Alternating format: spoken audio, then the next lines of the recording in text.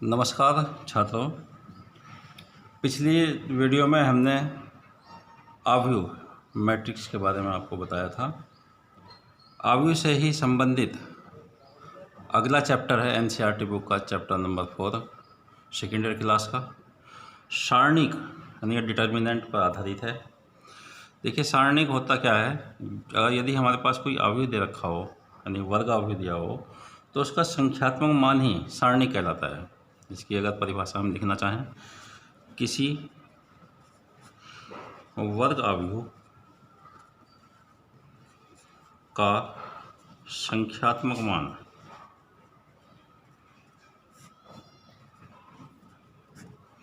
सारणिक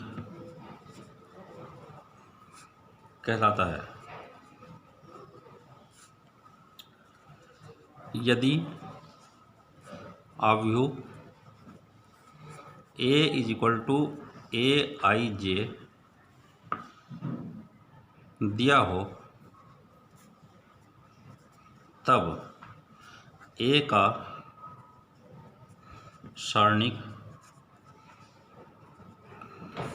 delta या DETA या modulus A से प्रदर्शित होता है।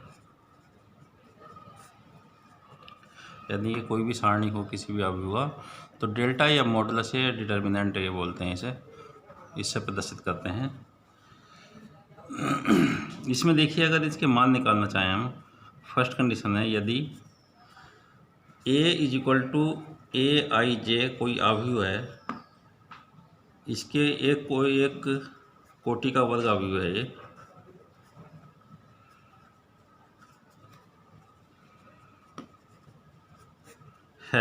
तब A का सारणिक यानी आव्यूह A का सारणिक निकाल रहे हैं हम, इसे मॉडुलस A से प्रदर्शित करते हैं या AIJ,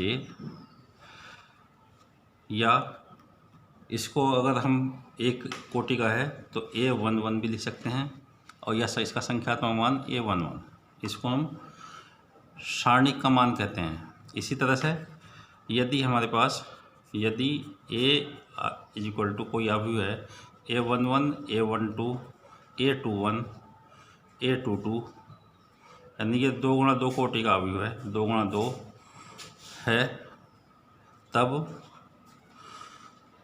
आव्यूह A का सारणिक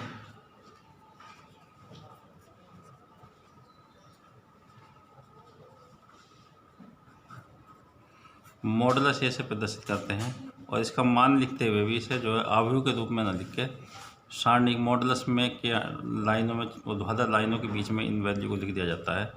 और इसको मैं आव्यूह में भी बता चुका हूँ। अगर इसकी वैल्यू निकालनी हो मॉडुलस A का मान या सारणिक A का मान, तो देखिए इसमें पहले इस वाले विकर्ण को इसके मल्टीप्लाई करते हैं, यानी कि A11 × A22 minus A12 × A21।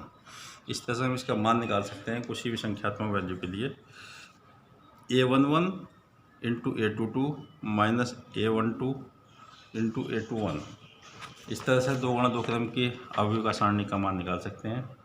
इसी प्रकार यदि हमारे पास यदि आव्यूह A = ये दे रखा हो A11 A12 A13 A21 A22 A23 A31 A32 A33 यानी ये 3 × 3 क्रम का आव्यूह दे रखा हो, तब आव्यूह A के सारणिक का मान होगा आव्यूह A का सारणिक, इसे मॉडुलस A से प्रदर्शित करते हैं और इसकी वैल्यू जो ऊर्ध्वाधर लाइनों के बीच में लिख देते हैं पहले तो इसकी A11 A12 A13 A21 A22 A23 A31 A32 A33 और इसकी सारणी की वैल्यू निकालने के लिए देखिए पहले तो किसी भी रो या किसी भी कॉलम के लिए हम साइन सहित इसका प्रसार कर सकते हैं। ये साइन मैं बता दे रहा हूँ। पहले एलिमेंट के लिए प्लस लेते हैं, रो के लिए अगर निकालना में, दूसरे के लिए माइनस, फिर प्लस, फिर दूसरी रो के लिए माइनस पहला, फिर प्लस, फिर माइनस, फिर प्लस माइनस प्लस, ये साइन लेते हैं और किसी भी रो या किसी भी कॉलम के अनुसार हम इसका प्रसार कर सकते हैं। देखिए, अगर पहली रो के लिए कर रहे हैं तो पहला एलिमेंट लिख लेंगे A11 और इसके जो सामने का रो और कॉलम, इस तरह से रो और कॉलम गायब कर लेंगे। बाकी जो एलिमेंट बचेंगे इसकी एक उप सारणी बन जाती है ये A22, A23, A32, A33। फिर माइनस का चिन्ह लगाएंगे। दूसरे एलिमेंट के लिए लिखेंगे A12 के लिए।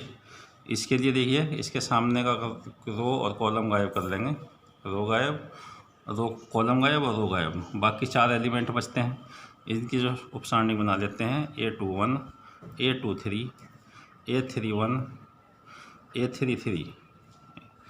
इसी तरह से फिर प्लस का चिन्ह लेंगे। चिन्ह इनके अनुसार लेना, पहले प्लस, बीच में माइनस, फिर तीसरे के लिए प्लस, रो के लिए, पहली रो के लिए। इसी तरह से दूसरी रो के लिए पहला माइनस, फिर प्लस, फिर माइनस। तीसरी रो के लिए निकालना हो तो प्लस माइनस प्लस। इसी प्रकार कॉलम के लिए ले सकते हैं।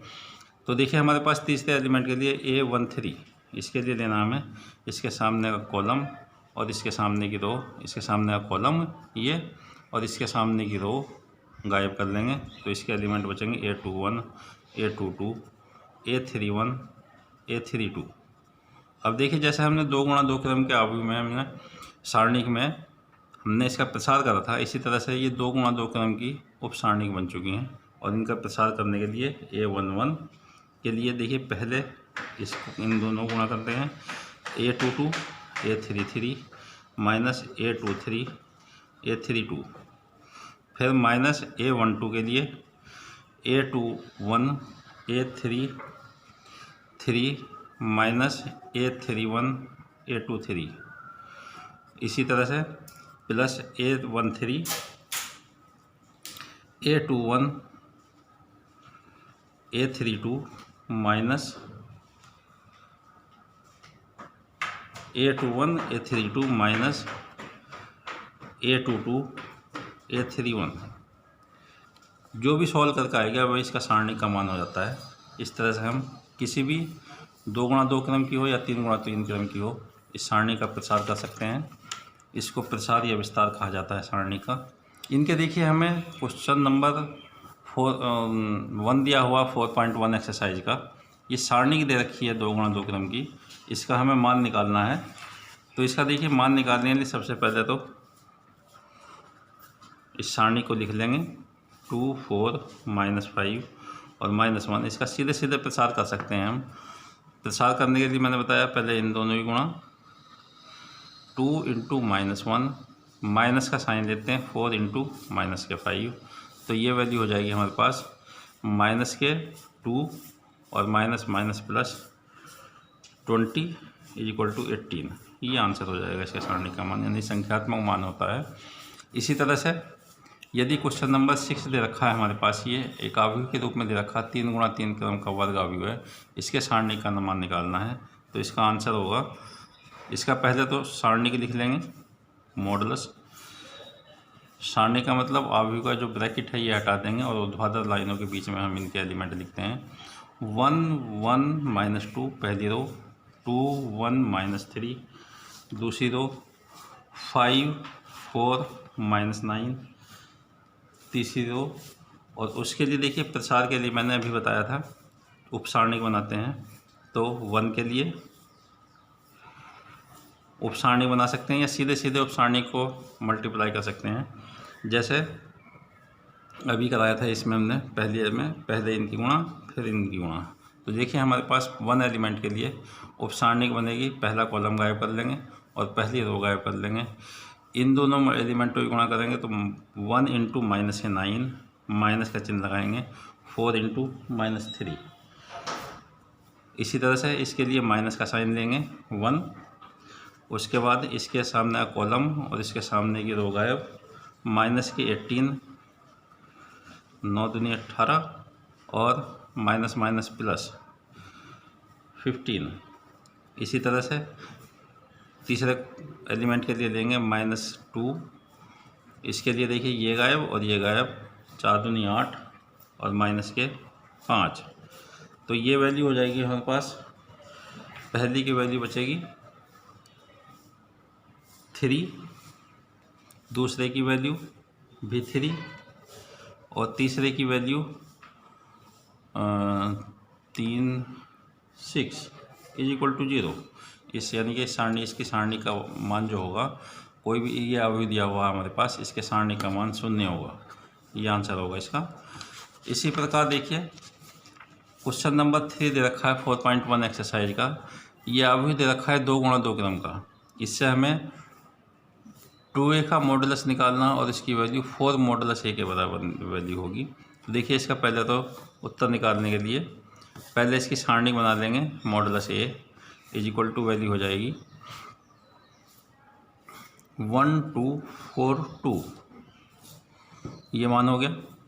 उसके बाद इसका मान भी निकाल सकते हैं चाहे तो, पहले इन दोनों ही गुणा 1 इंटू 2 माइनस 2 इंटू 4, इसकी वैल्यू हो जाएगी देखिए 2 माइनस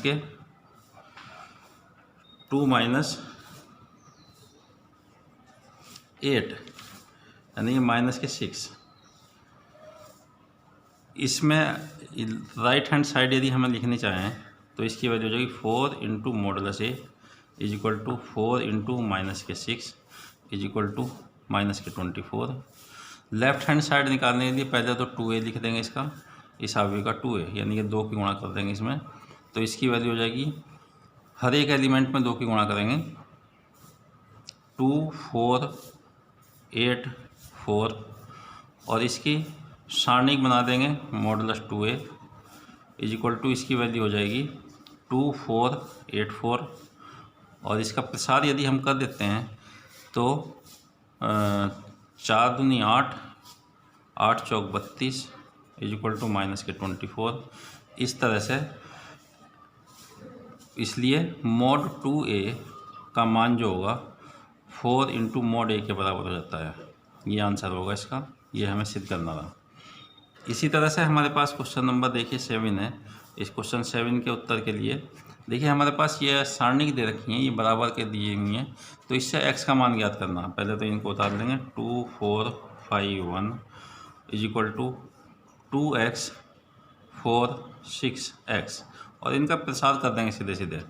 पहले इन दोनों ही गुणा 2 माइनस 5 चौक 20, यहाँ पर 2x स्क्वायर माइनस 24 माइनस के 18 बचा, इसको भी धर ले जाओ, प्लस के 24 is equal to 2x square, 6 is equal to 2x square या x square is equal to 6/2, इससे ये कैंसिल कर देंगे, इज इक्वल टू 3 या इसका वर्गमूल लेने तो x की वैल्यू हो जाएगी प्लस माइनस √3। ये x का मान होगा इसका। इस तरह से हम इनके मान निकाल सकते हैं 4.1 एक्सरसाइज के। इससे आगे जो हमारे पास देखिए कुछ गुणधर्म है, मैं ये लिख रखे हैं, थोड़ा सा इनके बारे में मैं समझा दे रहा हूँ। यदि किसी सारणी की किसी पंक्ति या स्तंभ का प्रत्येक तत्व शून्य हो, यानी कि रो या कॉलम कुछ का किसी का भी, अगर इसका प्रत्येक एलिमेंट शून्य हो जाता है तो उस सारणी का मान शून्य हो जाता है। जैसे हमारे पास देखिए ये सारणी दे रखी है, इसमें अगर देखें हम गौर से, हम कॉलम, दूसरा कॉलम जो है इसका प्रत्येक एलिमेंट शून्य है, तो इस अगर कोई भी रो या कोई भी एलिमेंट शून्य हो जाते हैं सारे, तो इसकी वैल्यू शून्य के बराबर हो जाएगी। ये एक नियम है, इसका गुण है सारणी का। इसी प्रकार दूसरा नियम है, यदि किसी सारणी की पंक्तियों को स्तंभों या स्तंभों को पंक्तियों में बदल दिया जाए तो सारणी का मान अपरिवर्तित रहता है। जैसे ये हमारे पास सारणी दे रखी है, पहली रो A1 B1 C1 A2 B2 C2 A3 B3 C3, अगर इसकी रो को कॉलम में चेंज कर दिया जाए, यानी पहली रो पहला कॉलम, दूसरी रो दूसरा कॉलम, तीसरी रो तीसरा कॉलम, इस तरह से प्राप्त सारणी होगी तो इन दोनों सारणियों के मान बराबर होंगे। ये दूसरा नियम है। एक नियम है देखिए हमारे पास इसमें, यदि किसी भी सारणी की दो आसन्न पंक्तियों अथवा स्तंभों को आपस में, यानी कि आसपास की दो रो या दो कॉलमों को आपस में बदल दिया जाए तो सारणी का मान ऋणात्मक हो जाता है। जैसे देखिए हमारे पास ये सारणी दे रखी है, इसकी पहली रो A1 B1 C1, दूसरी A2 B2 C2 A3 B3 C3, इसमें यदि R1 R2 ये ट्रांसफ़र का चिन्ह होता है, दोनों साइड में एरो का निशान लगा होता है। पहली रो को दूसरी रो की जगह और दूसरी रो को पहली रो की जगह परिवर्तित कर दिया जाता है।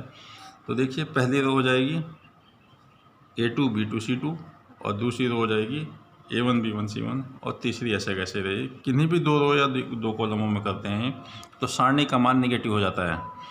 इसी तरह से यदि किसी भी सारणी की कोई दो पंक्ति अथवा दो स्तंभों का प्रत्येक तत्व समान हो जाए तो सारणी का मान शून्य होता है। यानी कि पास पास के जो एलिमेंट हैं, जैसे पहली रो का पहला एलिमेंट दूसरी रो का भी पहला एलिमेंट बराबर हो जाए। जैसे हमारे पास ये सारणी दे रखी है, इसमें देखिए पहली रो के एलिमेंट है A1 B1 C1 और दूसरी के भी A1 B1 C1 है, तो इस सारणी का मान शून्य होगा। और यहाँ पर लिख देंगे R1 = R2, ये नियम है इसका सारणी का। इसी तरह से यदि किसी भी सारणी की किसी भी रो या किसी भी कॉलम में कोई एलिमेंट या कोई मान शून्य है या कॉमन है, कॉमन है, तो उस कॉमन वैल्यू को बाहर गुणा में लिख सकते हैं। जैसे देखिए इसमें इस सारणी में पहली रो का जो एलिमेंट हैं इनमें m प्रत्येक एलिमेंट में कॉमन है, तो ये m जो है बाहर गुणा में चला जाता है, इस तरह से एलिमेंट बन जाता है। इसी प्रकार एक नियम है, किसी भी सारणी की किसी भी पंक्ति अथवा स्तंभ का प्रत्येक तत्व दो पदों का योगफल हो तो उस सारणी को उसी क्रम के दो सारणिकों के योगफल के रूप में व्यक्त किया जा सकता है। यानी कि जैसे हमारे पास पहली रो दे रखी है सारणी की A1 + X1 B1 + Y1 C1 + Z1 और दूसरे एलिमेंट दूसरे रो के दे रखे हैं A2 B2 C2 A3 B3 C3। तो पहली रो में देखिए हमारे पास पहले एलिमेंट लेकर A1 B1 और C1 लेकर एक सारणी बन सकती है, और प्लस का चिन्ह है तो प्लस का चिन्ह लगा देंगे। X1 Y1 Z1 लेकर दूसरी सारणी बना सकते हैं। तो छात्रों, ये हमारे पास इसके कुछ गुण हैं सारणी के। इन गुणों पर आधारित अगली एक्सरसाइज है, इसके सवाल हम कल कराएंगे। धन्यवाद।